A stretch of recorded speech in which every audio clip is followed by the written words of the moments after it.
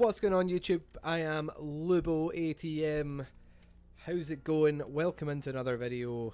This is another one of our 3-minute discussion videos I do here on the channel. For those of you who haven't tuned in before, this is where I talk about a hot topic or a change or anything that's coming into DBD. Just chat about it for a wee while and decide whether or not it's good or bad for the game in general. This week's topic is going to be on the grind involved in playing Dead by Daylight. There's been a lot of chat on Twitter and the forums about how much the grind is just so overwhelming, especially for new players. So I'm going to give you my kind of take on it, and then at the end we'll sign off by saying whether I think it's good or bad for the game. So let's get right to it. The subject of grind in DBD for me is it's very kind of 50-50. Like, I think there's very good aspects of it and there's very bad aspects of it, and there's not a lot of in the middle. So for me personally, I love games that have the majorly grindy aspects to them. That's what will keep me invested in a game. So Dead by Daylight, constantly wanting to level people up, get perks, get new characters, all that sort of stuff, will keep me invested in the game. Same with other games that I play. Like a lot of the games that I play for trophies on PlayStation, so the grinding to constantly get trophies and platinum a game will keep me invested long after, like, you finish the campaign or the story mode, for example. It is probably one of the reasons why I play Raid off stream as well, because it's just a constant grind to level up champions and get the best team you can. So I really like that aspect of it, but in the opposite side, on the very bad side, there is just far too much grind to DBD.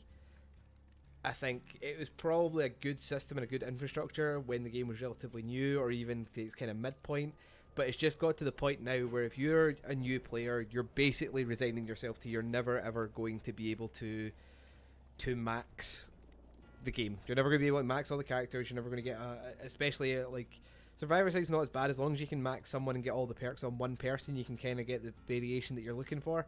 But on a killer side, the chances of you maxing out every killer and getting all perks and all killers to play different games in the way you want, with any build you want to play, it's going to be very difficult.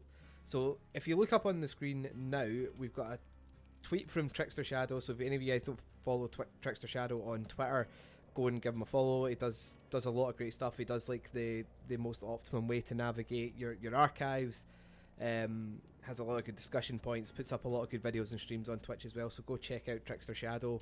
But he did the math, and as it says there, if you got a new fresh account, it would take 510 million blood points to max every killer in Survivor, and that's 3,400 hours of gameplay. Just gameplay. That's not including queues, that's not including lobby times. That is 3.5 hours of solid gameplay. And that goes up by 233 hours every patch release, not including when you have chapters that we've just had released, like the Resident Evil one where there's 3 characters instead of 2. So, like, you're basically saying as a new player that you need to commit, well, what that will be now will be closer to 4,000 hours to be able to get all the perks and all the characters, and that's not including lobby time. So you're probably, with lobby times and all that included, then you're probably looking upwards of that, or dramatically upwards of that, I should say, sorry. Which is really disheartening. You know what I mean? Like, you play the game and you want to play the game because you want to play all these different exciting characters, but basically what you're kind of resigning yourself to is that you're not going to be able to do that. And that's the position I'm in. I've got everyone at all teachables unlocked, but I'm nowhere near having everything unlocked on everyone, or even close to having anyone P3'd. And that's just the kind of grind I'm working towards all the time, basically.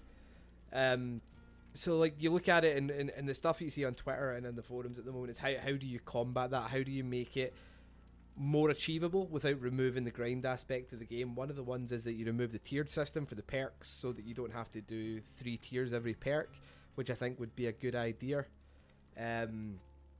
There's not really many other viable candidates of how you can achieve this. But it is something that needs to be addressed, because you need to retain the things that's going to keep people coming back to keep playing the game, to work towards something, but it doesn't need to be as punishing and grueling as it is at the moment. And that's the kind of the kind of limbo that Dead by Daylight finds itself at the moment. Right, so that's the discussion section of the grind kind of covered. You've seen the kind of the benefits of having the grind within the game, the negatives of having the grind within the game. I think at the moment the grind aspect of the game is probably bad for the game.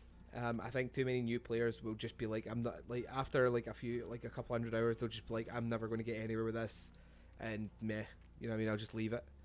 'Cause it's already quite daunting having as many characters as you do for both Survivor and Killer, and trying to learn all these new characters as well. But if you can't learn them with the builds you want to learn on them, so for example, if you're a new player and you're looking at people like it's Darva or Tofu or Monto or any of the great content creators who are out there, and you're seeing builds they're running, you're basically looking at it going, okay, well that I'd like to try that, but I don't have any of those perks, and it's going to take me 200-300 hours to get the perks on it just to try that out.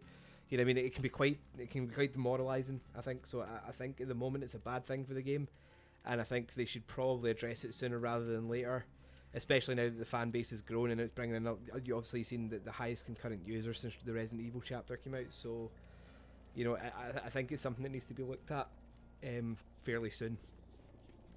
But anyway, guys, that's enough. That's enough for me today. I know it's a 3-minute discussion, and we went well over that again. But you guys know that that's just a catchy stream title or a catchy video title at this point. You know I like to rant. You know I like to ramble. So you know what you're getting in for. But yeah, thank you so much for tuning into the video again. Please like the video. Please subscribe to the channel. As always, I've been LuboATM. Come check me out on Twitch. I stream over there a couple of times a week at twitch.tv/LuboATM. And until I see you guys next time, peace.